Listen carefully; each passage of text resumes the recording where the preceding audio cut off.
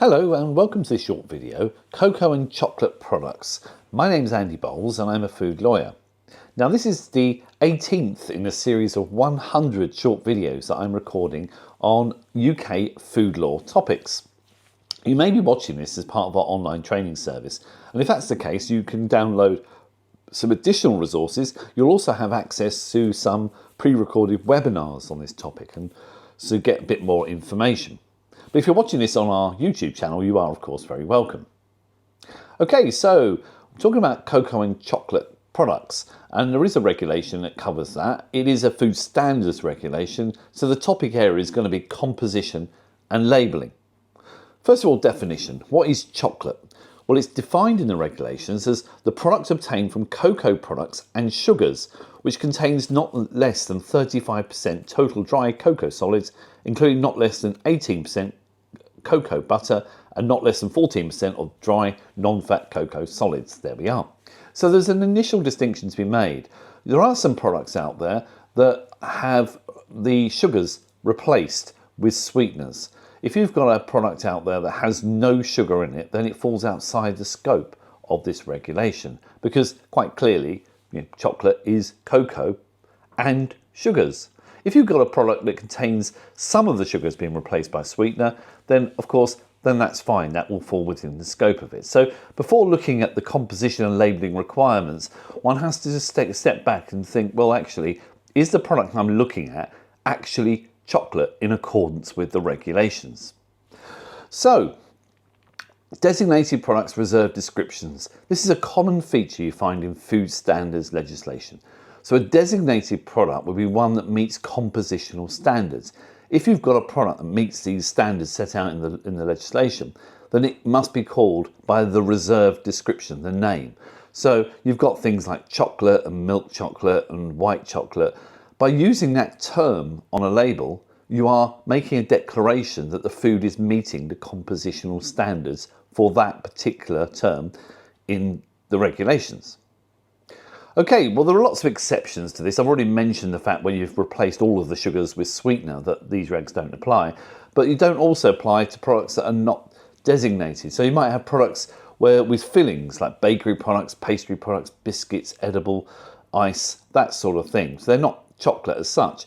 If you've got a product where the chocolate is an ingredient of a food, then the compositional requirements will apply to the ingredient only. So if I say I've got a muffin made with milk chocolate, obviously the milk chocolate criteria in terms of composition will apply to the milk chocolate chunks in the muffin, but obviously not to the whole muffin. Added ingredients are permitted, of course, fruit and nut being very popular, whole nut, all sorts of things, but there are restrictions on the amount of ingredients that can be added. So extra ingredients must not exceed 40% of the weight of the final product. There are also certain ingredients that are prohibited from being used in chocolate products.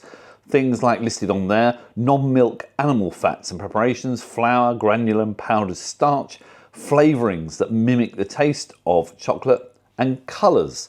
These are not permitted in chocolate. Now, the compositional requirements are set out in the regulations. As I've said, you have reserved descriptions for designated products. The webinar goes into a lot more depth on this, but I just wanted to make the point, and I don't know if you can see that behind me if you're watching this on YouTube, because it is quite small. But for each reserved description, we have a set of criteria. So for example, if I just read them out, I have to look at the screen. Milk chocolate, total dry cocoa solids, 25%. Then we have dry milk solids, 14. Dry non-fat cocoa solids, 2.5. And then we have milk fat, 3.5, total fat, cocoa butter and milk fat, 25. That's a definition of milk chocolate. Now, if it's being marketed in the UK, then milk chocolate can be 20% cocoa solids, 20% dry milk solids, and so forth. So each reserved description has very specific parameters in terms of its total dry cocoa solids, total dry milk solids, and so forth. Vegetable fats are permitted as part of composition, up to about 5%. You not often find these days more shea oils being used because of the concerns that many consumers have about the use of palm oils. But you will find palm oils, of course, is a permitted type of vegetable fat.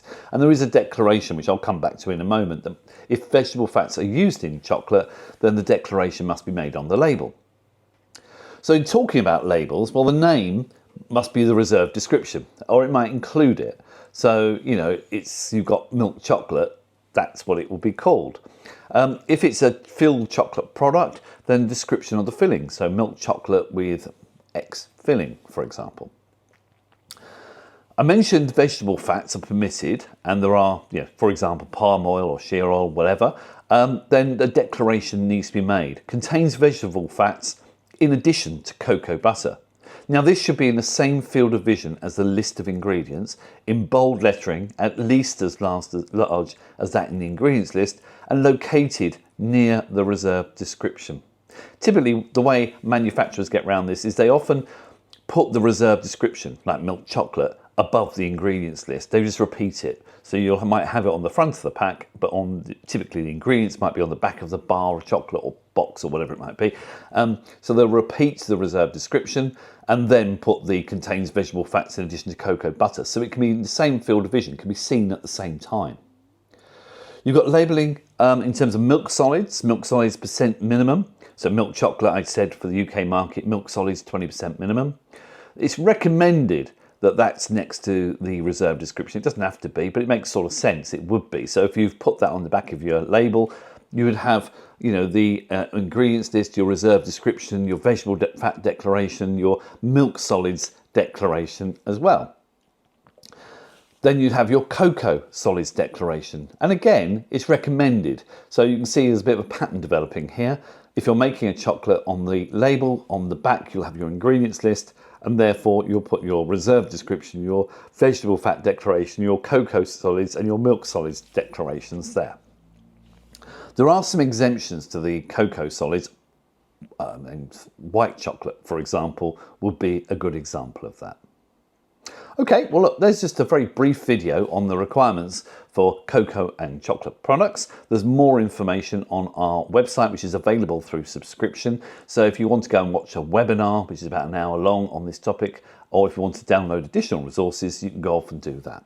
This is just one of 100 videos that I'm recording, so hopefully you'll join me on one of the 99 others. Thanks for watching. Cheers.